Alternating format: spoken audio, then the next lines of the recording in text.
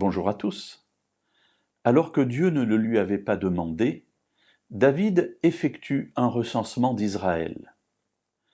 Ce recensement, il le fait contre l'avis de son chef de l'armée, mais le chef obéit parce que David est le roi. Le recensement effectué, David, nous dit le texte, sent son cœur battre en lui. Il est tout d'un coup rempli d'orgueil de voir la grandeur du peuple d'Israël.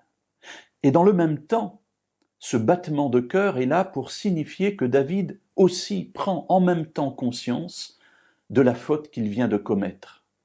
En effet, le peuple d'Israël n'est pas le peuple de David, il est le peuple de Dieu.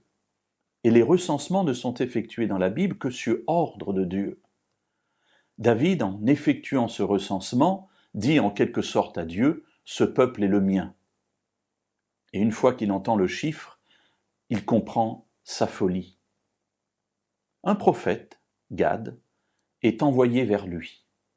Il est envoyé de la part de Dieu pour le reprendre. Cela nous est rapporté dans le premier livre des Chroniques, au chapitre 21, et à partir du verset 9. Dieu propose 3 fléaux à David, 3 manières, entre guillemets, de punition.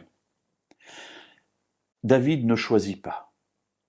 David ne choisit pas parce qu'entre tomber de la poêle vers le feu ou de la peste au choléra, il est impossible de choisir entre les 3 fléaux. Et au lieu de choisir les actes, il choisit une personne, parce qu'il sait que derrière ces actes, il y a Dieu, et qu'entre les mains de Dieu, même la punition, entre guillemets, sera pleine de compassion. David l'a déjà expérimenté, et jusqu'à la fin de sa vie, il y restera fidèle. Il vaut toujours mieux être entre les mains de Dieu.